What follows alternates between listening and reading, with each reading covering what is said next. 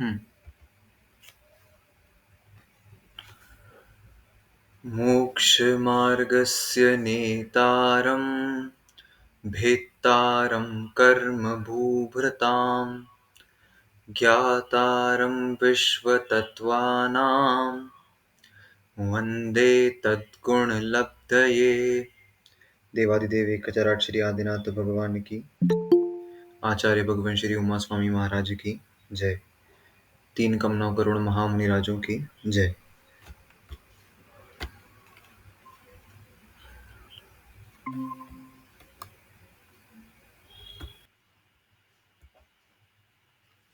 जय जिनेन बोल रही हैं वो भी ठीक है। अपन तत्वार सूत्र ग्रंथराज के 9वें अध्याय का स्वाध्याय कर रहे थे, जिसमें हम संवर और निर्जरा तत्व का वर्णन पढ़ रहे हैं। तो नहीं, बस ऐसे ही पूछ रही हूँ, आंटी अलग कमरे में क्यों बैठ के पढ़ रही हैं? वो तुम्हारे साथ सामने क्यों नहीं बैठी हैं आज? वो दूसरा काम करते करते कर रही हैं आज, थोड़ा बहुत। ठीक ठीक। हाँ, मतलब उनको मंडाला बनाना था, तो वो बनाते बनाते पढ़ रही हैं। तो हम सभी निर्जरा और संयम, संवर और निर्जरा तत्व का वर्णन पढ़ रहे हैं। 1 मिनट कनेक्ट हो जाए, वो मेरे को बहुत डिस्टर्बेंस हो रहा है। संवर और निर्जरा तत्व का वर्णन इस 9वें अध्याय में आचार्य उमा स्वामी महाराज ने किया है। तो सबसे पहले संवर बताया था कि आश्रव को रोक देना संवर है। संवर किससे होता है? तो गुप्ती, समिति, धर्म, अनुप्रेक्षा, परिशहजय और चारित्र, इन सभी कारणों से संवर होता है।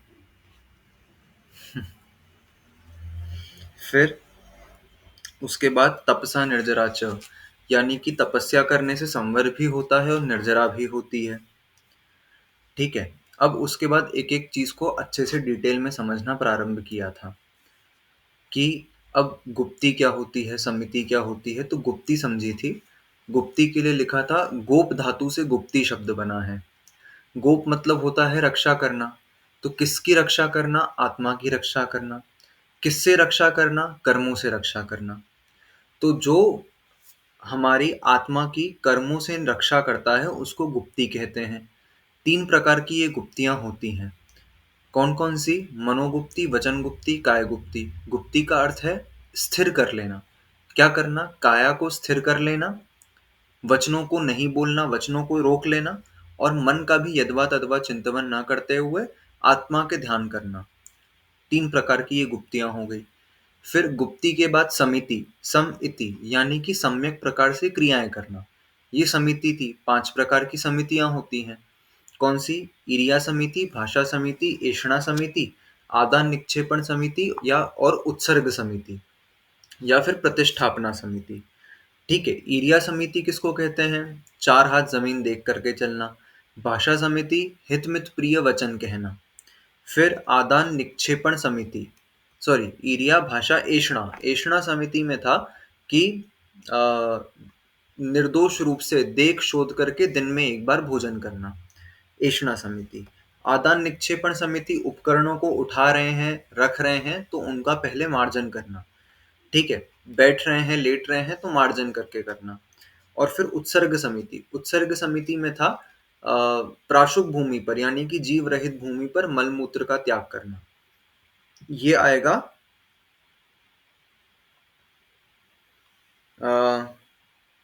उत्सर्ग समिति में। ठीक है। फिर उसके बाद 10 धर्मों का वर्णन था। 10 धर्म कौन कौन से होते हैं? तो क्षमा, उत्तम क्षमा धर्म, उत्तम मार्दव धर्म, उत्तम आर्जव धर्म, उत्तम शौच धर्म, उत्तम सत्य धर्म, उत्तम संयम धर्म, उत्तम तप धर्म, उत्तम त्याग धर्म, उत्तम आकिंचन्य धर्म और उत्तम ब्रह्मचर्य धर्म। इस प्रकार से 10 धर्म होते हैं। धर्म क्या था? तो धर्म हमने समझा था कि जो कर्मों से हमको दूर कर दे। धर्मम कर्म निबर्हणम, मतलब बिल्कुल बिल्कुल। अरे आज तो श्रेयस भैया भी आए। जय जिनेन्द्र भैया, कैसे हो? जय जिनेन्द्र, जय जिनेन्द्र। हो गया आपका शिफ्टिंग वगैरह का काम? शिफ्टिंग क्या, मैं पिंडरी आ गया ना, आज रिलीज हो गया। अच्छा, वहां ऐसा। गोंदिया तो नैन पर गोंदिया से पोस्टिंग हो गई आपकी अब, ऐसा है?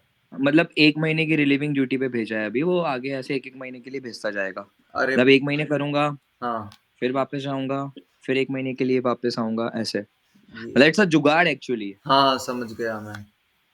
अच्छा हुआ, बढ़िया है घर के पास हाँ, है। जुगाड़ जुगाड़ लगा है, लाइक वो एचआर क्या बोलेंगे, वो पर्सनल डिपार्टमेंट होता है रेलवे में, हाँ, हाँ, हाँ, वहाँ वहाँ से नहीं हुआ है अभी। ओके, वहाँ से हो जाएगा तो वो परमानेंट कहलाएगा। परमानेंट ही हो जाएगा, हाँ। मतलब मेरी पोस्टिंग अभी गोंदिया में ही है, हाँ, बट मैं काम यहाँ कर रहा हूँ, काम यहाँ से ऐसा है। करोगे, बढ़िया, बढ़िया। हाँ। चलो, फिर अपन करते हैं, 10 धर्मों का प्रकरण था। तो ये 10 धर्म होते हैं, इन धर्मों का पालन करने से फिर हमने पिछली क्लास में किसका चिंतन किया था? 12 भावनाओं का। तो उनको क्या कहा जाता है? अनुप्रेक्षा कही जाती है। अनुप्रेक्षा क्यों नाम दिया? तो जिस चीज का लगातार चिंतन करते रहना चाहिए, या फिर जिस चीज के बारे में रोज रोज सोचना चाहिए, लगातार सोचना चाहिए, उसको अनुप्रेक्षा कहते हैं। कितनी होती हैं? 12 होती हैं। अनुप्रेक्षाओं को माता की उपमा दी गई क्योंकि इससे वैराग्य रूपी पुत्र उत्पन्न होता है। तो 12 प्रकार की अनुप्रेक्षा भावनाओं का वर्णन हमने समझा था। कौन कौन सी थी? तो एक बार सूत्र देखा था पिछला, अनित्याशरण संसार एकत्वा न्यत्वा शुच्याश्रव संवर निर्जरा लोक बोधि दुर्लभ धर्म स्वाख्या तत्वानुचिंतन मनुप्रेक्षा। ये सूत्र हमने पिछली क्लास में देखा था। 12 प्रकार की अनुप्रेक्षाएं थी: अनित्य, अशरण, संसार, एकत्व, अन्यत्व, अशुचि, आश्रव, संवर, निर्जरा, लोक, बोधि दुर्लभ और धर्म। एक बार 5 मिनट में इनको देखते हैं, क्या थी ये? अनित्य भावना, संसार की क्षणभंगुरता को दर्शाने के लिए जो भावना है उसका नाम है अनित्य भावना। कि संसार में सब कुछ बहुत ही कम देर के लिए हमको मिला है, मतलब ये जो हमको संयोग मिल रहे हैं, दिख रहे हैं, हमको लग रहा है कि ये 70-80 साल के टाइम पीरियड के लिए कोई है हमारे साथ, मगर वो 70-80 साल संसार की अनादि अनंतता को ध्यान में रख के देखा जाए ना, तो एक मतलब एक लंबे टाइम पीरियड के हिसाब से उसका एक 0.00000 जैसा परसेंट भी नहीं है। ठीक है, तो वो उस हिसाब से क्या है, एकदम क्षण भंगुर है कि वो बहुत कम देर के लिए मिला है। ठीक है, अभी 2 मिनट पहले भजन सुन गा रहा था मैं, गुनगुना रहा था, तो उसमें लिखा हुआ था, वही उसमें आ रहा था कि 2 क्षण की छाँव अरे, मतलब ये जो है, जो हमको संसार मिला, ये 2 क्षण की छाँव है। यह तन तो पुद्गल है, 2 क्षण की छाँव अरे, मतलब ये तन, आपको जो पुद्गल तन मिला है, ये मात्र 2 क्षण, थोड़ी सी देर के लिए मिला है। ठीक है, तो सब आपका छूटने वाला है, ये कन्फर्म है। ठीक है, आपके जितने संयोग मिले हैं ये भी क्षणभंगुर हैं, तो इसका चिंतन करते रहना चाहिए। अशरण भावना, अशरण भावना मतलब संसार में कुछ भी शरणभूत नहीं है। ठीक है, संसार में हम कितना भी धन कमा लें, कितना भी ऐश्वर्य कमा लें, कितनी भी हमारी प्रतिष्ठा हो जाए समाज में, कितने ही लोग हमको पूछते हों, ठीक है, हम कितने ही ऊंचे पद पर हों, लेकिन ये सब चीजें शरणभूत नहीं है। क्यों शरणभूत नहीं है? क्योंकि अंत में जाकर के सब छूटने ही वाली हैं। ठीक है, और जब छूटने वाली होंगी तब इनमें से कोई भी आपको बचाने नहीं आएगा, ना आपको पैसा बचाने आएगा, ना आपकी प्रतिष्ठा आपको बचाने आएगी, ना जितने लोग आपसे जुड़े थे वो बचाने आएंगे जब आयु पूरी होगी, ना माता पिता पुत्र पुत्री पत्नी कोई भी बचाने नहीं आएगा। इसीलिए इसको अशरण संसार कहा गया। ठीक है, अब इस संसार में शरणभूत किसको कहा गया? तो 4 शरण कही गई हैं। अरिहंत परमेष्ठी शरण है, सिद्ध परमेष्ठी शरण है, साधु परमेष्ठी शरण है, और केवली द्वारा प्रतिपादित जो धर्म है वो शरणभूत है। क्यों इनको शरण कहा गया? क्योंकि ये जो हैं, ये सभी शरण जो हम समझते हैं वास्तव में शरण, जिसको कि पैसा होगा तो मैं अपने को अच्छे हॉस्पिटल में दिखा करके बच जाऊंगा, अच्छे डॉक्टर को दिखा करके बच जाऊंगा, ठीक है, लेकिन आयु कर्म पूरा होने वाला होगा तो वो भी नहीं बचा पाएंगे। लेकिन क्या कहा कि ये इन 4 शरण में जब आप जाओगे तो ये आपका ये भव भी सवारेंगे और अगला भव भी सवारेंगे। ठीक है, इस भव में भी आपको बचाएंगे और अगले भव में भी आपको बचाएंगे, इसीलिए इनको शरणभूत कहा। फिर संसार, संसार भावना में क्या था? संसार में सब कुछ निरर्थक है, हमको कहीं भी संसार में सुख देखने नहीं मिल रहा। कोई अमीर व्यक्ति है, वो दुखी किस कारण से है? क्योंकि उसको अपने पैसे का मैनेजमेंट करते नहीं आ रहा है। ठीक है, किसको कितना दूं, कैसे मैनेज करूं, उसके चक्कर में दुखी है। कोई ले नहीं जाए पैसा, इस चक्कर में दुखी है। कोई लूट कर नहीं ले जाए। लेकिन गरीब व्यक्ति क्यों दुखी है? गरीब व्यक्ति इसलिए दुखी है कि उसके पास तो है ही नहीं। और मिडिल क्लास इसलिए दुखी है क्योंकि उसके पास नहीं भी है और है भी। ठीक है, तो ले दे करके कोई भी सुखी नहीं है। तिर्यंच और नरक गति में तो साक्षात दुख देखने को मिलते ही हैं। मनुष्य गति के ये दुख हमने देख लिए। ठीक है, कोई अपाहिज है, कोई लंगड़ा है, कोई लूला है। ठीक है, बहुत अधिक पैसे वाला भी बहुत ज्यादा प्रॉब्लम से गुजरता है, मेंटल स्ट्रेस से गुजरता है। ठीक है, कितने लोग उस चक्कर में सुसाइड कर लेते हैं। कितने बड़े बड़े सेलिब्रिटीज हम देखते हैं कि आए दिन करते रहते हैं। क्यों? उनके पास तो नाम भी है, शोहरत भी है, पैसा भी है, संपत्ति की भी कोई कमी नहीं है, लेकिन मेंटल स्ट्रेस, सुख नहीं है। ठीक है, तो मनुष्य गति के भी हमको देखने मिलते हैं, कहीं भी सुख नहीं देखने मिलता। और उसके बाद देवगति में, देवगति के वर्णन हमने देखा था कि कैसे वहां पर जो दूसरी जाति के देव हैं उनसे उच्च जाति के देव काम करवाते हैं, उनकी सेवा में लगे रहना पड़ता है। ठीक है, और वाहन बनना पड़ता है। और दूसरे ऊपर के देवों को देख करके उनके मन में ईर्ष्या भाव आता है। क्यों ईर्ष्या भाव आता है? क्योंकि उनके पास रिद्धियां ज्यादा होती हैं, तो वहां पर भी सुख नहीं है। संसार में कुछ भी सुखभूत नहीं है ऐसा। ये संसार भावना, एकत्व भावना, मतलब मैं अकेला ही अपने कर्म भोगने वाला हूं, ये एकत्व भावना। ठीक है, मैं जो भी कर रहा हूं, मैं अगर धन कमा रहा हूं, उसमें कुछ भी आरंभ परिग्रह का पाप जो मैं कर रहा हूं, वो मैं भले कहने के लिए अपने परिवार के लिए धन इकट्ठा कर रहा हूं, लेकिन जब उस आरंभ को भोगने का समय आएगा ना, उस आरंभ से जो पाप करे हैं वो जब उदय में आएंगे, तो इनमें से एक परिवार वाला साथ में खड़ा नहीं रहेगा। क्यों? क्योंकि वो कर्म मेरे किए हुए थे, तो मुझे ही भोगने पड़ेंगे और अकेले भोगने पड़ेंगे। ठीक है, तो हम मोह के वशीभूत होकर के अपने परिवार, जिनको हम अपना क्लोजेस्ट मानते हैं, उनके लिए हम मोह के वशीभूत होकर के जो भी क्रियाएं और पाप कर रहे हैं, उस पाप का जब उदय आएगा तो वही क्लोज वंस हमारे साथ खड़े नहीं रहेंगे उस पाप के उदय को सहने के लिए। वो सहना स्वयं को ही पड़ेगा, आप उसमें अकेले पड़ जाओगे। इसीलिए एकत्व भावना का चिंतन करना कि आप अकेले ही हो कर्म भोगने के लिए।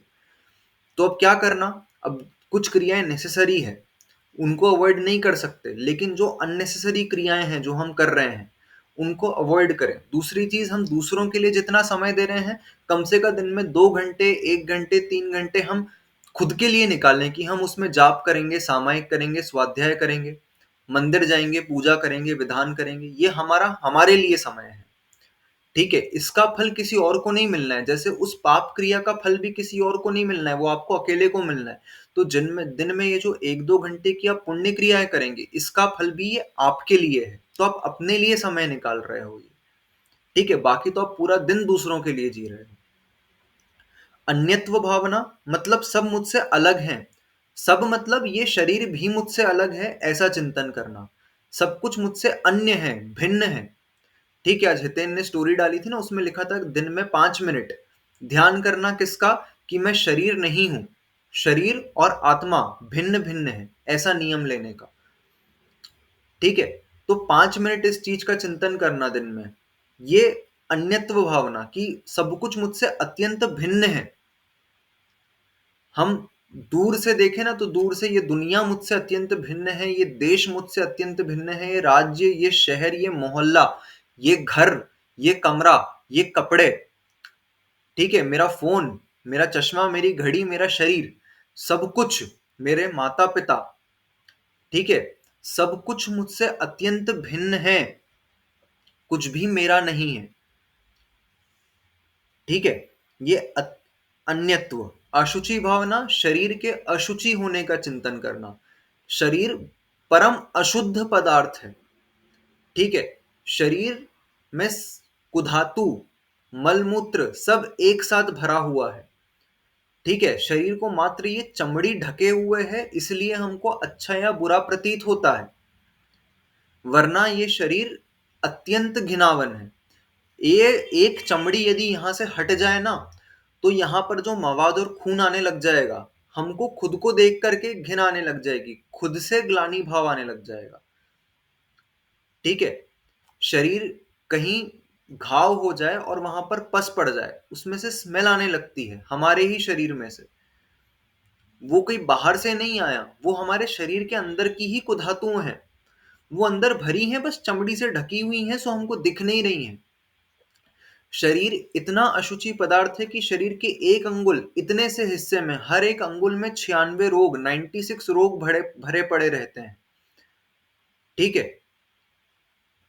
तो इतना अशुद्ध पदार्थ हमारा शरीर है। तो इस शरीर से क्या करना फिर? तो इस शरीर से मात्र अपना काम निकलवाना। क्या काम निकलवाना? संयम पालन करने का काम निकलवाना, धर्म करने का काम निकलवाना। इसके अलावा अन्य कुछ काम इस शरीर का है ही नहीं, भोग भोगने का काम इस शरीर का है ही नहीं। शरीर का काम मात्र धर्म करना है, तो उसको इतना ही ईंधन देना जितने से वो धर्म करने वाली गाड़ी चल सके, उतना ही। ठीक है, मैंने अपूर्व अवसर की एक लाइन बोली थी, यह तन केवल संयम हेतु होए जब, फिर इसीलिए कोई अन्य वस्तु चाहूं नहीं।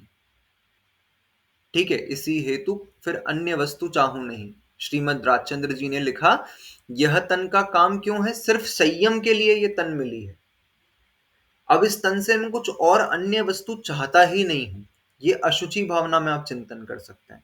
आश्रव भावना में हमने 6वें अध्याय में जो भी कारण पढ़े आश्रव के, कि क्या क्रिया करने से कौन से कर्मों का आश्रव होता है, तो रात में सोने से पहले एक बार हम इस चीज का चिंतन करें कि हमने दिन में कौन कौन सी क्रियाएं करी, अब उस क्रिया से कौन से कर्मों का आश्रव होता है। क्योंकि कारण हमको पता चल गए, तो इस प्रकार का हम शुभोपयोग में जाएंगे। ठीक है, ये आश्रव भावना का चिंतन कहलाएगा। संवर भावना में क्या करेंगे? हम इसी में से कुछ क्रियाएं जो हम जबरदस्ती करी, हमने इस प्रकार का भाव करना हम अवॉइड कर सकते थे। आज हमने जबरदस्ती क्रोध किया किसी के ऊपर, हमने किसी को कुछ जबरदस्ती जवाब दे दिया जिसको हम चुप रह करके सहन कर लेते, अवॉइड किया जा सकता था लेकिन नहीं किया। तो संवर भावना में इसका चिंतन करें कि हम अब अगली बार, अगले दिन ऐसी कुछ सिचुएशन क्रिएट होगी तो हम नहीं करेंगे, तो उस चीज का हम संवर कर लेंगे। वो जो पर्टिकुलर कर्म का आश्रव आज हमको हुआ, कल हम उसका संवर कर लेंगे अगर सिमिलर सिचुएशन हमारे सामने आई। ये संवर भावना। निर्जरा भावना में हम किस प्रकार से अपने कर्मों की अधिक अधिक निर्जरा करें, किस प्रकार से हम तप धारण करें। 12 प्रकार का तप होता है, 6 प्रकार का अंतरंग और 6 प्रकार का बहिरंग तप। इसमें से हम कौन सा तप करें जो हमको कर्मों की निर्जरा में अधिक कारण बने, इस प्रकार का चिंतन करना निर्जरा भावना। लोक भावना मतलब इस लोक में प्रत्येक प्रदेश पर क्रम से मैं अनंत बार जन्म ले चुका हूं, अनंत बार मरण कर चुका हूं, ऐसा कुछ है नहीं जो मेरे देखा नहीं हुआ है। मतलब पुद्गल का, इस लोक में जितने पुद्गल है ना, जितने पुद्गल परमाणु हैं, जितने कितने हैं, कोई बताएगा मेरे को हैंड रेस करके कितने पुद्गल परमाणु हैं? 5वें अध्याय में हमने पढ़ा था। संख्यात, असंख्यात, अनंत, 3 ऑप्शन दे देता हूं मैं, कितने पुद्गल परमाणु हैं? अनंत है ना? हाँ, अनंत। ठीक है, उन अनंत पुद्गल परमाणुओं में से एक एक परमाणु को हम अनंत बार ग्रहण कर चुके और अनंत बार छोड़ चुके हैं। ठीक है, ऐसा कोई पुद्गल परमाणु रह नहीं गया है जिसका हमने भोग नहीं किया है। कोई एक परमाणु भी ऐसा नहीं शेष रह गया। कोई लोक का एक प्रदेश शेष नहीं रह गया जिस पर हम जन्म नहीं ले चुके और हम मरण नहीं कर चुके। ठीक है, हमने सब देख लिया है, जो करने योग्य था हमने सब कर लिया है। अब करने योग्य मात्र एक ही चीज है, वो है मोक्ष पुरुषार्थ। ठीक है, तो ये लोक भावना का चिंतन करना। बोधि दुर्लभ भावना, बोधि दुर्लभ इंपॉर्टेंट भावना। क्या करना इस मनुष्य पर्याय में, हम क्या कर रहे हैं और क्या करने आए हैं, इसका चिंतन करना। क्यों? क्योंकि ये मनुष्य पर्याय महादुर्लभ पर्याय है, और उसमें भी ये जो हमको श्रावक कुल मिला है, जैन कुल मिला है, धर्म की बात सुनने मिल रही है, ये दुर्लभ में भी दुर्लभ है। ठीक है, उन्होंने छेड़ाला में पंडित दौलत राम जी ने क्या लिखा? दुर्लभ लही जो चिंतामणि, सो पर्याय लही त्रस्तनी। उन्होंने तो त्रस पर्याय को ही दुर्लभ बता दिया, त्रस पर्याय ही दुर्लभ है। तो हम तो त्रस पर्याय में भी 2 इंद्री, फिर 2 इंद्री से 3 इंद्री और ज्यादा दुर्लभ, फिर 3 इंद्री से 4 इंद्री और ज्यादा दुर्लभ, 4 इंद्री से पंचेंद्री और ज्यादा दुर्लभ, और पंचेंद्री में भी संगी पंचेंद्री, संगी पंचेंद्री में भी मनुष्य, मनुष्य में भी उच्च कुल, उच्च कुल में भी जैन कुल, ठीक है, और जैन कुल में भी इस प्रकार की समझ कि हमको आत्म कल्याण करना है, ये वाणी कान में सुनना, ठीक है, अपने कल्याण की बात कानों में पढ़ना अति दुर्लभ हो जाती है। मतलब आप ऐसा समझो कि आप असंख्यातों बार जैन बन चुके होगे, लेकिन आत्म कल्याण की बात कान में नहीं गई होगी, गई भी होगी तो रुचि नहीं आई होगी, ठीक है, और इस बार आ गई है, तो असंख्यातों में से ये एक चांस हुई है, एक चांस हुआ है, 2000 सागर की ये त्रस पर्याय मिलती है, ठीक है, हम त्रस बनते हैं 2000 सागर का टाइम पीरियड होता है, इस बीच में कल्याण कर लिया तो कर लिया, नहीं तो वापस एक इंद्री बनना पड़ता है, और फिर उस एक इंद्री में हम कब तक रहेंगे कोई गारंटी नहीं है उस चीज की। तो हमको इस 2000 सागर की त्रस पर्याय में भी मनुष्य कुल जैन कुल मिल गया। मैंने 3 प्रकार की दुर्लभताओं की चर्चा करी थी, एक दुर्लभ, एक महादुर्लभ और एक अति महादुर्लभ, ठीक है। तो दुर्लभ तो ये जो हमने बात करी कि त्रस पर्याय मिलना दुर्लभ, महादुर्लभ क्या, ये महादुर्लभ जो हम प्राप्त कर रहे हैं अभी, हम क्या कर रहे हैं, हमको जैन कुल मिल गया, हमको जिनवाणी का श्रवण करने का अवसर मिल गया, ठीक है, हमको अच्छा निरोगी शरीर मिल गया, ठीक है, सुकुल आयु निरोगता ये दुर्लभ, ठीक है, सुकुल मतलब अच्छा कुल, अच्छी आयु, निरोगी शरीर, ठीक है, और जिनवाणी ये महादुर्लभ, और अति महादुर्लभ, अति महादुर्लभ क्या, तो विषय कषाय को त्यागना और तप अंगीकार करना, ये अति महादुर्लभ की कैटेगरी में आएगा, क्योंकि कितने लोग हैं जो स्वाध्याय भी करते हैं, कितने लोग हैं जो डेली मंदिर भी जाते हैं, जिनको अपने आत्म कल्याण की समझ है, लेकिन उसमें से कितने हैं जो तप अंगीकार करके उस मार्ग पर चल पा रहे हैं। 4 करोड़ जैन हम बोलते हैं कि हमारी जैनियों की संख्या 4 करोड़ है, अगर जनसंख्या को नहीं माने तो फिर भी जैन 4 करोड़ हैं, ठीक है, नहीं तो देखा जाए तो कितने 50-60 लाख हैं, तो 50-60 लाख हो या 4 करोड़ हो, पिच्छीधारी कितने हैं, 1500-1600 के आसपास, ठीक है, तो वो 4 करोड़ भी मान लो या 1 करोड़ भी मान लो या 50 लाख भी मान लो, तो उसमें से मात्र 1500 लोग ही हैं जिनको यह अति महादुर्लभ वाली कैटेगरी प्राप्त हुई है कि उनने विषय कषाय को त्याग करके और क्या धारण किया, वो तप धारण किया, वो अति महादुर्लभ, हम में से एक भी व्यक्ति ऐसा नहीं है जो उस कैटेगरी में पहुंचा हो।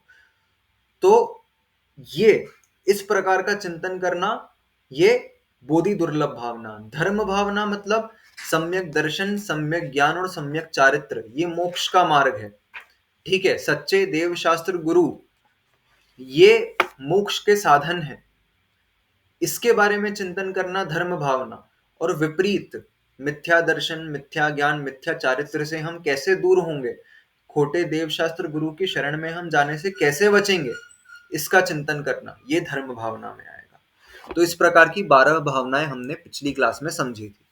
आज हम क्या क्या कारण थे, तो हमने संवर के गुप्ति, समिति, धर्म, अनुप्रेक्षा, 4 कारण हमने देख लिए। आज हम 5वां कारण समझना स्टार्ट करेंगे, परिशह जय। संवर कर्मों का किस प्रकार से होता है, तो अगला कारण था परिशह जय, ठीक है, परिशह जय मतलब आप मोक्ष मार्ग में चल रहे हो और कुछ बाधा आती है तो उसको जीतना, ये परिशह जय आएगा। अब परिशह होते क्या है, तो उसके लिए सूत्र नंबर 8 निकालेंगे। सूत्र नंबर 8 में लिखा है, मार्गाच्यवन निर्जरार्थम परिशोढव्याः परिशहाः। मार्गाच्यवन निर्जरार्थम परिशोढव्याः परिशहाः। मार्गाच्यवन निर्जरार्थम परिशोढव्याः परिशहाः। कनिका दीदी सूत्र बोलोगे?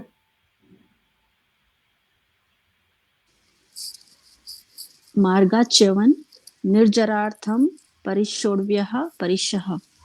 ठीक है, क्या लिखा, मार्गाच्यवन, मार्ग अच्यवन मतलब मार्ग से च्युत ना हो जाओ। कौन से मार्ग से च्युत ना हो जाओ, संवर और निर्जरा के मार्ग से च्युत न होने के लिए, ठीक है। मार्गा अच्यवन मतलब संवर और निर्जरा के मार्ग से हम च्युत ना हो जाएं, अलग ना हो जाएं, उसके लिए परिशोढव्याह, जिसको सहन किया जाता है, परिशहाहा, वह परिशय कहलाता है।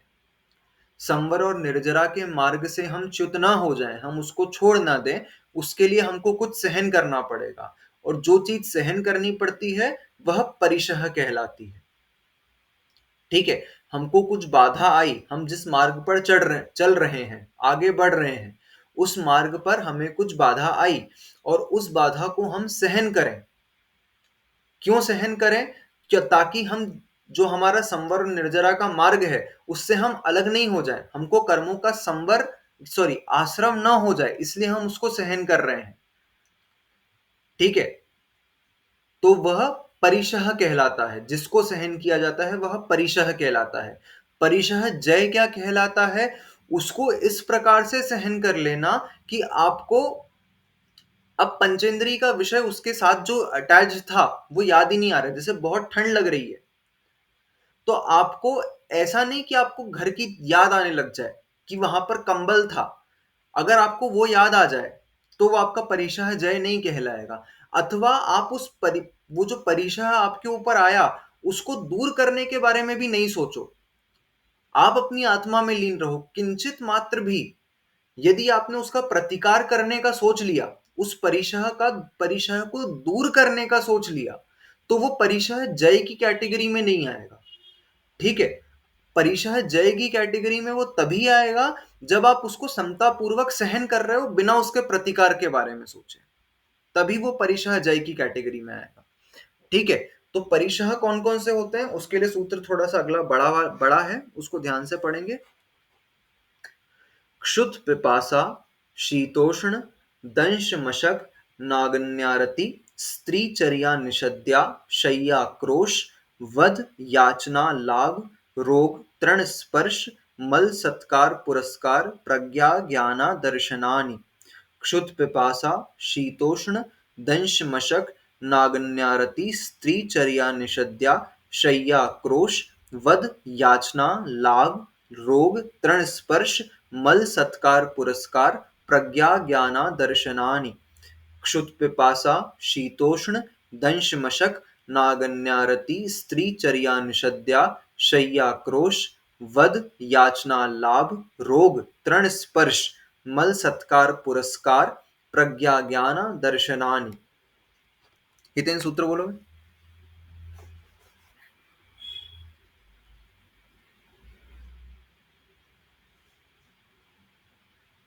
ठीक है, श्रेयस भैया बोल पाओगे? हाँ। क्षुत पिपासा शीतोष्ण दंश मशक नान्यारति स्त्रीचर्या निषद्या शय्या क्रोध निक्रोश वध याचना लाभ रोग तृण स्पर्श मल सत्कार पुरस्कार प्रज्ञा ज्ञाना दर्शनानि।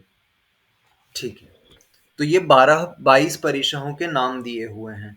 एक बार इस सूत्र को हम नाम अलग अलग समझ लेते हैं, इसकी संधि करके फिर एक एक परिशह को अपन समझेंगे, ठीक है। सबसे पहले निकलता है शुदा, ठीक है, क्षुदा। फिर तृषा या पिपासा मतलब प्यास, क्षुदा यानी कि भूख, पिपासा या तृषा यानी कि प्यास। फिर शीत ठंड, उष्ण यानी कि गर्मी, दंशमशक अगला शब्द निकला दंशमशक। फिर अगला निकलेगा नग्नता, नागन्य में से निकलेगा नग्नता। और नागन्यारति तो नग्न और अरति, अगला नग्नता के बाद निकलेगा अरति। फिर अरति के बाद स्त्री, स्त्री। फिर अगला है चर्या, फिर निषद्या, फिर शय्या, फिर क्रोश मतलब क्रोध या आक्रोश, ठीक है, दोनों निकल सकते हैं, आक्रोश या क्रोध। फिर अगला वध, फिर याचना, याचना फिर अलाभ, याचना फिर अलाभ। फिर रोग, फिर तृण स्पर्श, फिर मल, ठीक है, मल। फिर सत्कार पुरस्कार एक ही परिशह है। क्या नाम है? सत्कार पुरस्कार, एक ही परिशह का नाम है पूरा। फिर अगला है प्रज्ञा, फिर अज्ञान, और फिर अदर्शन, अदर्शनानी मतलब अदर्शन। एक बार और अपन 22 के नाम देखते हैं, फिर अपन एक एक को डिटेल में समझेंगे। सबसे पहला क्षुधा यानी कि भूख, पिपासा यानी कि प्यास। ठीक है, तो भूख और प्यास, क्षुधा और पिपासा। शीत, उष्ण, दंशमशक, नग्नता, अरति, स्त्री, चर्या, निषद्या, शय्या, क्रोश या आक्रोश या क्रोध।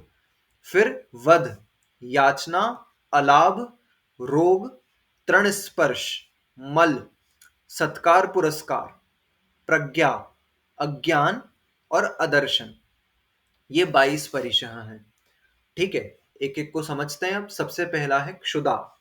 क्षुधा मतलब होता है भूख, भूख परिशह। क्यों होता है ये? तो सबसे पहले हमको समझना है परिशह होते किसके हैं। तो परिशह मात्र मुनियों के होते हैं। हम यदि भूख सहन कर रहे हैं तो वो परिशह नहीं कहलाएगा। ठीक है, ये हमारा अभ्यास रूप हो सकता है। सैद्धांतिक रूप से देखा जाए तो परिशह 6वें गुणस्थान से 14वें गुणस्थान तक गिने जाते हैं। परिशह कहां से कहां तक होते हैं? 6ठे गुणस्थान से 14वें गुणस्थान तक परिशह हो सकते हैं। ठीक है, 6ठे गुणस्थान से नीचे परिशह नहीं होते हैं। अब वहीं पर यदि भूख लग रही है हम लोगों की अवस्था में, हमारी भूमिका यदि हम भूख की हो रही है, हमने उपवास कर लिया यदि, और हम समता पूर्वक उस भूख को सहन कर रहे हैं, तो हमारा परिशह जय नहीं कहलाएगा। वो एक साधना कहलाएगी, समता कहलाएगी, जो हमको आगे जाकर के मुनि बनने का अभ्यास करा सकती है, मुनि बनने की प्रेरणा दे सकती है। लेकिन परिशह जय की कैटेगरी में नहीं आएगा। परिशह जय 6ठे गुण स्थान से स्टार्ट होता है। यानी कि वहां पर जब कोई व्यक्ति भूख सहन करेगा, जब कोई मुनि अवस्था में अपनी भूख को सहन करेगा, तब वो कहलाएगा क्षुधा परिशह जय। ठीक है, कितनी बार होता है कि मुनिराज क्या करते हैं, उपवास हो गया, अंतराय हो गया, ठीक है, तो कैसा होता है कि मतलब लगातार 10-10 दिन तक अंतराय हो जाते हैं, 5-5 6-6 दिन अंतराय हो जाते हैं, या फिर किसी दिन ऐसा हो गया कि सपोज प्रोषद उपवास कर रहे हैं, क्योंकि वो तो जीवन पर्यंत, हमारे तो चलो एक टाइम खा, 2 टाइम खा रहे हैं हम, लेकिन वो तो जीवन पर्यंत एकासन का नियम है। और जैसे सपोज अष्टमी को उनको उपवास करना ही है, और सप्तमी को क्या हो गया, सप्तमी को निकले विधि नहीं मिली, अष्टमी का उपवास है ही है, नवमी को निकले और पहले ही ग्रास में अंतराय आ गया, तो देखो 3 दिन का उनका एक प्रकार से आहार नहीं हो पाए। ठीक है, तो 3 दिन उनको भूख सहन करनी है उस चीज की। अभी कब गुना की बात है, 5-6 दिन पहले की बात है। क्या हुआ था गुना में, पूज्य निर्दोष सागर जी महाराज हैं, उनका संघ विराजमान है, वहां पर सिद्ध चक्र विधान चल रहा था, और मंदिर के पास में ही जहां पर की विधान हो रहा था, उसके मंदिर के पास में डंपिंग ग्राउंड, कचरे का डंपिंग ग्राउंड बना हुआ था। ठीक है, अब मुनिश्री पूरा संघ, 3 महाराज जी हैं शायद, वो 3 महाराज जी पूरा संघ रोज आहार के लिए निकलते थे, और रोज उस डंपिंग ग्राउंड के पास कोई ना कोई मृत जानवर मिल जाता था। ठीक है, 5-6 दिन ऐसे हो गए कि पूरे संघ का उपवास हो गया, और जो मंदिर का मतलब जो मैनेजमेंट वाले थे, उन लोगों ने नगर पालिका को पहले बोल दिया था कि यहाँ पर इस प्रकार से आप मत करना, क्योंकि हमारा मुनि संघ आने वाला है, लेकिन उन लोगों ने ध्यान नहीं दिया। तो अब 5-6 दिन लगातार क्या हो गया, उनको अ, विधि लेकर के तो निकल रहे थे, लेकिन कोई मृत पशु मिल जाए तो उनको अलाभ हो रहा था। 5-6 दिन लगातार उपवास हो गए पूरे मुनि संघ के, तो उनको क्या भूख नहीं लगी होगी? शरीर तो उनका भी है, मनुष्य तो वो भी है। ठीक है, तो उस परिशह को जीतना मतलब उसमें अब ऐसा भाव नहीं आना चाहिए कि इससे अच्छे तो घर पे थे, कम से कम खा तो रहे थे, अथवा उसको दूर करने का प्रयास वो अपनी तरफ से नहीं करें, तब वो कहलाएगा क्षुधा परिशह जय। ठीक है, उस परिशह को दूर करने का वो अपनी तरफ से कोई प्रतिकार करने का प्रयास नहीं कर रहे हैं। तृषा यानी कि प्यास या पिपासा, यानी कि प्यास।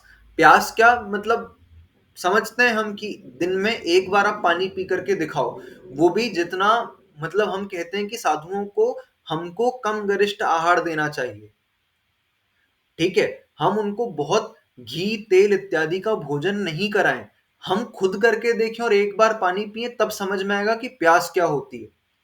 हम एक घी की बढ़िया तली हुई पूड़ियां खा लें एक दिन, और फिर उस दिन एक ही बार पानी पिए, फिर दिन भर पानी भी ना पिए, तब समझ में आएगा कि मसाला भी खिला दिया, तीखा भी खिला दिया, घी भी खिला दिया, तब फिर प्यास क्या लगती है।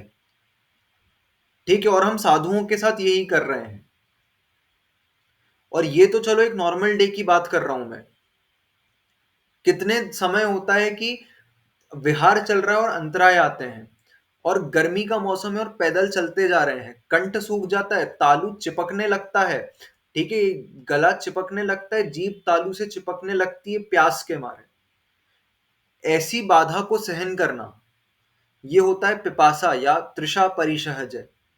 ठीक है, गर्मी के विहार में आप चल रहे हो, 40 डिग्री टेम्परेचर है, और आपके साथ विहार करने वाला बिस्लरी की ठंडी ठंडी बोतल खोल के पी ले पानी, ठीक है, और आपको चलना है, तब आपके मन में ऐसा भाव नहीं आना चाहिए कि काश मैं ये पानी पी सकता, जीत करके दिखाएं हम, इतनी बड़ी बात हो जाती है उस परिसर को जीतना।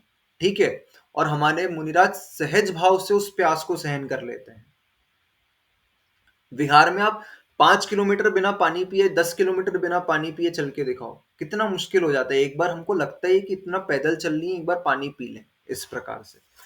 शीत यानी कि ठंड, ठीक है, अब ठंड, अभी मौसम आ रहा है धीरे धीरे, अभी टेम्परेचर 15-16 होना चालू हुआ है, ठीक है, और चातुर्मास खत्म हुआ है, मुनियों का विहार चालू हुआ है। अब जब टेम्परेचर कहीं कहीं जगह पर जाकर के 2, 3, 4 डिग्री का टेम्परेचर हो जाता है, कहीं कहीं पर 0 डिग्री टेम्परेचर हो जाता है, 1 डिग्री टेम्परेचर हो जाता है, ऐसी अवस्था में मुनि संघ विहार करता है। ठीक है, सुबह 5:30-6 बजे निकल जाएंगे तो ठंड नहीं लगती, बिल्कुल लगती है, लेकिन उस समय ऐसा विचार नहीं आना चाहिए कि हम शॉल में कवर्ड होते तो हमको अच्छा रहता, अथवा रात में विहार, हम तो हमारे घरों में सो रहे हैं, जब मुनि संघों का विहार होता है तो रात का जो विश्राम होता है वो अक्सर कहाँ होता है, कोई सरकारी बिल्डिंग्स में होता है, मोस्टली स्कूल्स कॉलेजेस की जो बिल्डिंग्स होती है उनमें विश्राम होता है। अब स्कूल कॉलेजेस की बिल्डिंग डिजाइन की गई है उसके हिसाब से, ठीक है, वहां पर बड़ी बड़ी खिड़कियां 4-4, 5-5 कमरे में होती है, और सरकारी स्कूलों का बिल्डिंग्स का हाल सबको मालूम है कि खिड़की का आला तो बना हुआ है लेकिन खिड़की की जाली नहीं लगी हुई है, अथवा जाली भी लगी हुई है तो कांच बंद करने को नहीं है, बड़े बड़े गेट्स बने हुए हैं जिनमें दरवाजे तो हैं लेकिन चटकनी नहीं है, तो दरवाजा खुला ही रहता है।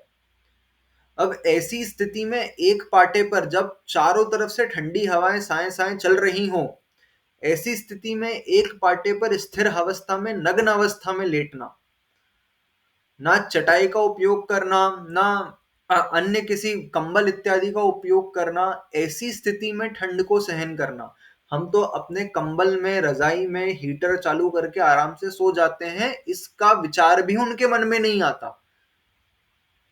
ये होता है शीत परिशह को जीतना।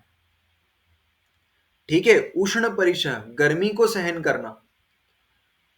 गर्मी में जब विहार होता है, ठंड का विहार तो हमने ये चीज समझ ली, गर्मी का जब विहार होता है, गर्मी के विहार में ऊपर भी तपता है नीचे भी तपता है, ठीक है, हम जब गर्मी में कहीं पर मंदिर जाएं, क्षेत्र की वंदना करने जाएं, तो हमसे पैर रखते नहीं बनता, जमीन इतनी गर्म होती है। वो 10 सीढ़ी हमको चढ़नी हो ना तो हमको नंगे पैर चढ़ते नहीं बनता है, इतना हमारी टाइल्स या कहते हैं वो पत्थर तप जाते हैं इतना। और मुनिराज ऐसे 40-50 डिग्री के टेम्परेचर में डामर की रोड्स पर विहार करते हैं। डामर कितना गर्म होता है, पिघल जाता है, इतना जल्दी गर्म हो जाता है डामर। और काली, पहली बात तो काली रोड्स ही अपने आप में हीट को बहुत ज्यादा अट्रैक्ट करती है, तो ऊपर भी तपता है नीचे भी तपता है, और उसमें विहार करना एक एक दिन का कितना, 25-25, 20-20 किलोमीटर का विहार करना, ठीक है, ये कहलाता है गर्मी, उष्ण परिसह को सहन करना। और उसी गर्मी में यदि अंतराय हो जाए, ठीक है, जस्ट इमेजिन आपको एक दिन का 20 किलोमीटर कवर करना है पैदल चलकर, और उसमें उसी गर्मी में आपको विहार हो जाए, पहले दूसरे ग्लास में आपने पानी लिया और आपको विहार हो गया, ना आप पानी पी पाए ना आप खाना खा पाए, ठीक है, तो ये होता है उष्ण परिसह। दंश मशक, दंश मशक यानी कि मच्छर इत्यादि के डंक मारने से जो पीड़ा उत्पन्न होती है उसको सहन करना, ठीक है, ये होता है दंश मशक। मतलब ऐसा भाव नहीं आना चाहिए कि ये चीज यहां से दूर हो जाए, ठीक है, जैसे हम ही यदि कोई सामायिक करने बैठ जाएं और हम सामायिक कर रहे हों और उस सामायिक के काल में एक मक्खी हमारे सामने आ जाए और चेहरे पर भिनभिनाने लगे। अब मक्खी सिर्फ उड़ती है, कोई विशेष पीड़ा उत्पन्न नहीं करती है, फिर भी हमको इतना इरिटेशन हो जाता है। और वहीं कोई मच्छर या कोई मधुमक्खी इत्यादि डंक मार दे, काट ले, तो हमको कितनी पीड़ा उत्पन्न होगी, बार बार हमारा ध्यान उसी ओर जाता है, ठीक है। तो ये कहलाता है दंश मशक। नग्नता, नग्नता यानी कि जो उनका दिगंबर स्वरूप है, ये अपने आप में एक परिशह है। क्यों? क्योंकि इस स्वरूप में हम हमारे घर में एक कमरे में कपड़े उतार कर नहीं रह सकते। क्यों? हम वासनाओं से इतने घिरे हुए हैं, ठीक है। लेकिन वो क्या कर रहे हैं, उनको तो पूरे सब जगह, गली मोहल्ले शहर में सब जगह उनको नग्न अवस्था में घूमना है, और उसमें उनके मन में कोई विकार आए तो उस पर उनको विजय प्राप्त करनी है। और दूसरी चीज, वहां पर जब वो नग्न अवस्था में घूमते हैं तो ऐसी जगह पर भी जाते हैं जहां पर जैन समाज के घर नहीं है, ठीक है। तो वहां पर लोगों की उनको देख करके क्या मेंटालिटी होती है, क्या वो बोलते हैं, क्या उनको सहन करना पड़ता है। तो ये नग्नता उनके लिए एक परिशह है, उसको उस पर वो विजय प्राप्त करते हैं, अपनी वासना पर भी विजय प्राप्त करते हैं। और लोग आसपास देख रहे हैं, गली मोहल्ले में बच्चे बूढ़े महिलाएं सब हैं, जैन अजैन सब हैं, ठीक है। ऐसी स्थिति में अपनी नग्नता को अपनी सहजता बनाना, ये परिशह जय है, ठीक है, सहज स्वरूप में रहते हैं हम। फिर स्त्री, स्त्री परिशह क्या होता है? स्त्री, अरति। सॉरी, अरति, अरति यानी कि मन का प्रिय विषय न मिलना, ये अरति, जिस चीज में रुचि नहीं है ऐसा विषय मिलना। जैसे उनको कुछ खाने को वस्तु पसंद नहीं थी और चौके में गए और वही बनी है, तो ऐसा करेंगे क्या कि चौके में देखी वो बनी और दूसरे चौके में चले जाएं? ऐसा होता है? नहीं, नहीं होता, ठीक है। तो जो मन का प्रिय विषय नहीं है उसको भी सहज भाव से ग्रहण करना, ये अरति, ठीक है, ये भोजन संबंधी। और देखें तो कई बार ऐसे स्थान पर रुकना पड़ता है जहां पास में कुछ गंदगी है, पास में कमरा महाराज जी को ऐसा देते हैं जिसके पास में टॉयलेट इत्यादि है, अब वहां से स्मेल आ रही है, ठीक है।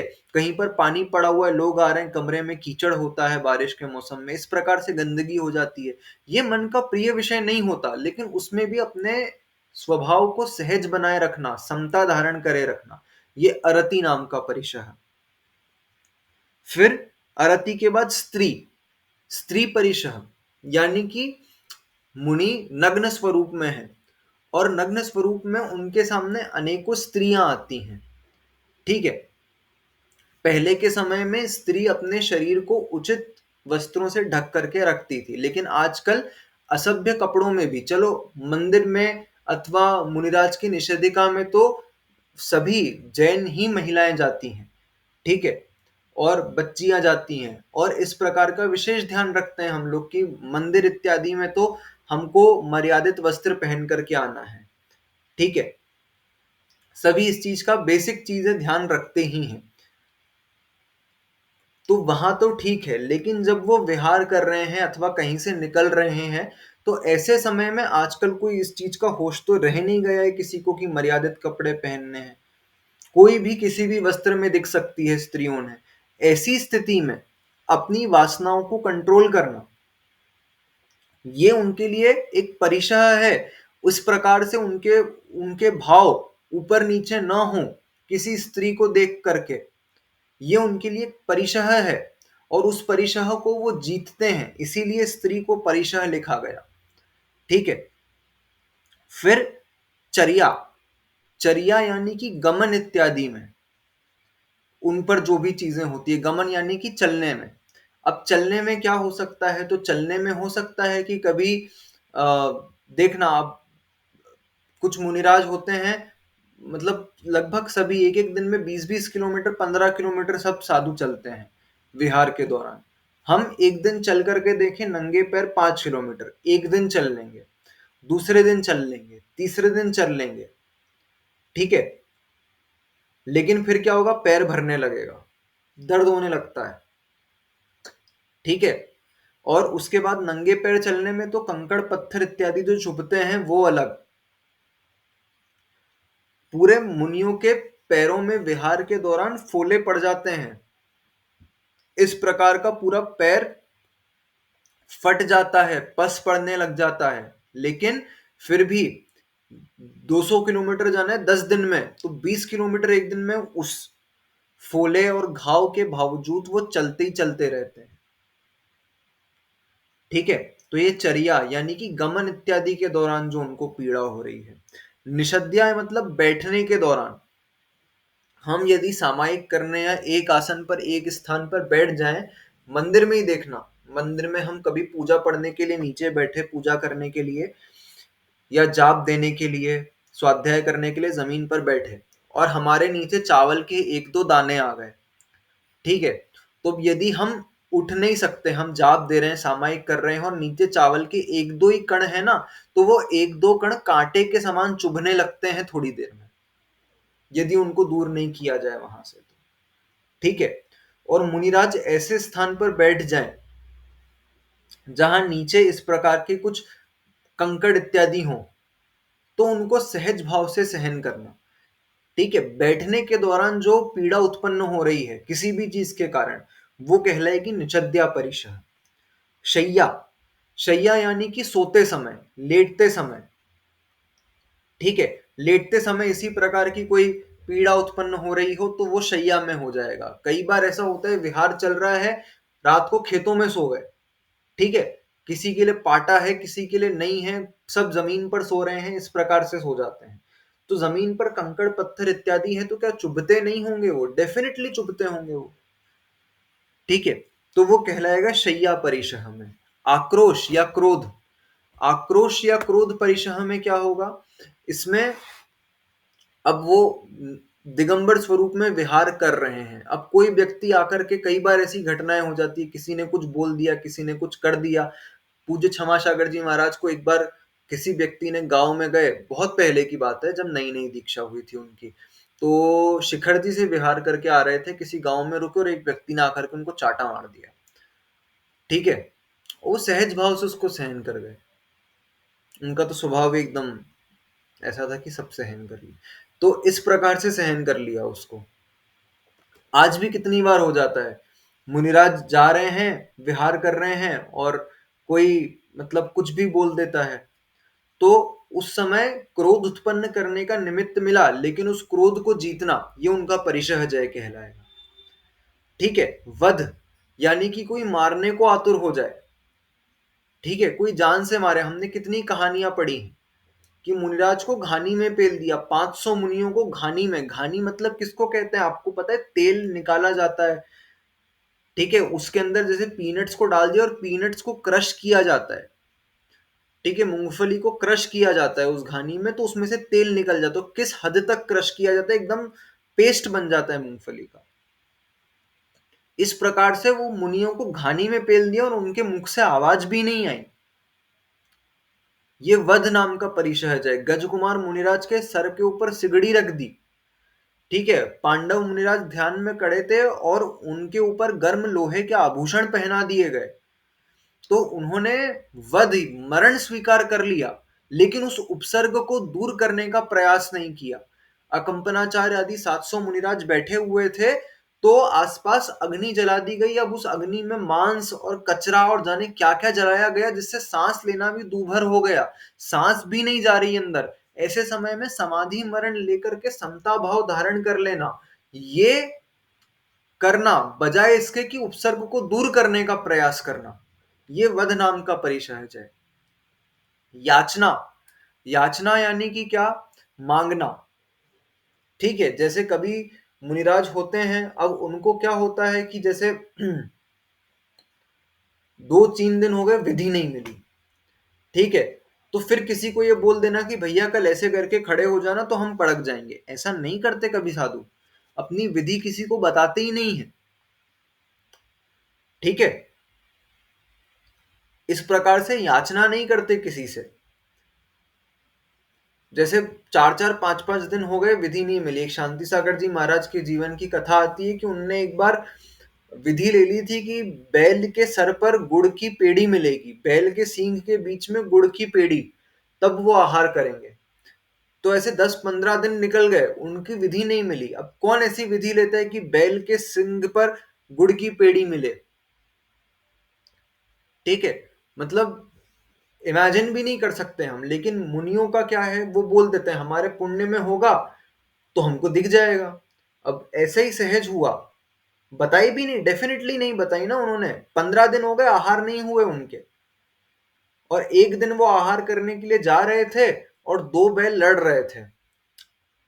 ठीक है, और 2 बैल लड़ रहे थे, तो लड़ते लड़ते वो एक दुकान में जाकर के घुस गए। वो दुकान थी गुड़ की। तो उस वो दुकान में जाकर के घुसे और गुड़ ऊपर से गिरा और एक बैल के सर में आकर के अटक गया। वो गुड़ की जो पेड़ी होती है ना, गोल ऐसी हेमिस्फीयर शेप की, वो एक बैल के सींगों पर आकर के अटक गई।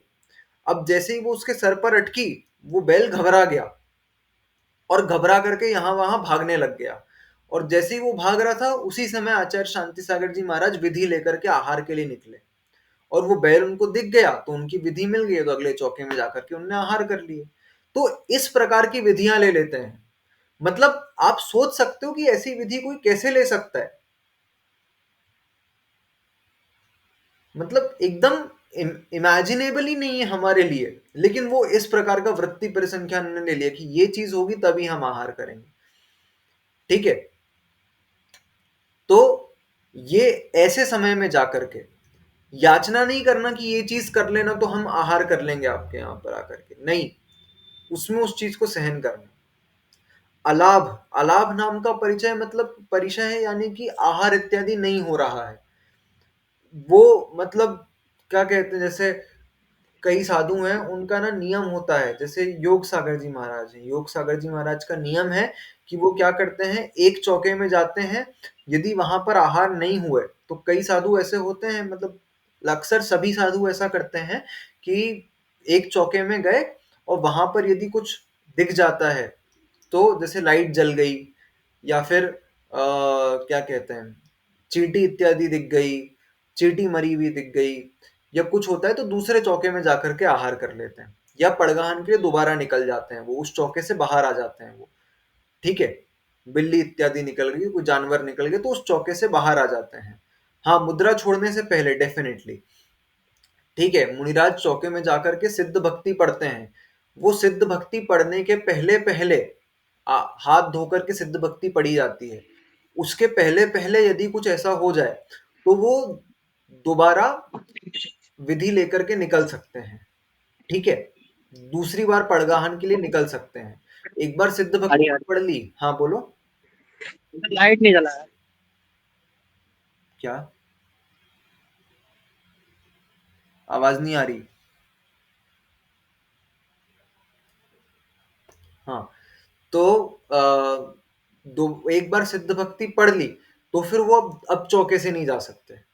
ठीक है, तो अगर वो सिद्ध भक्ति पढ़ने के पहले कुछ इंसिडेंट हो जाए, लाइट जल जाए या कुछ हो जाए, हाँ कोई बात नहीं, तो वो उस चौके से बाहर चले जाते हैं, दोबारा पड़गाहन के लिए निकल सकते हैं। लेकिन कोई कोई मुनि ऐसे होते हैं जिनका मात्र एक चौके का नियम है, कि वो उस चौके में गए और ऐसा कुछ इंसिडेंट हो गया तो फिर उनका उपवास। ठीक है, वो दूसरे चौके में दूसरी बार पड़गाहन के लिए निकलते ही नहीं है। तो इस प्रकार से तो ऐसे समय पर आहार आदि का लाभ नहीं हो पाए तो उसको समतापूर्वक सहन करना, ये अलाभ नाम का परिशह है।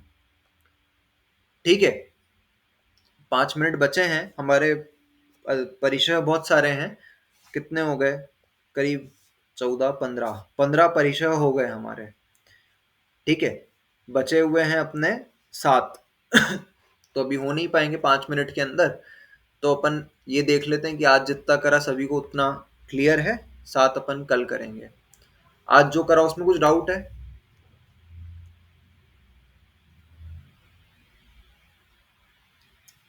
सब क्लियर है अच्छे से? ठीक है,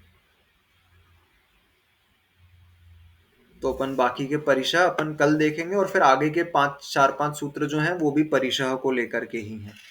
ठीक है, तो जिनवाणी स्तुति के लिए हाथ जोड़ेंगे सभी।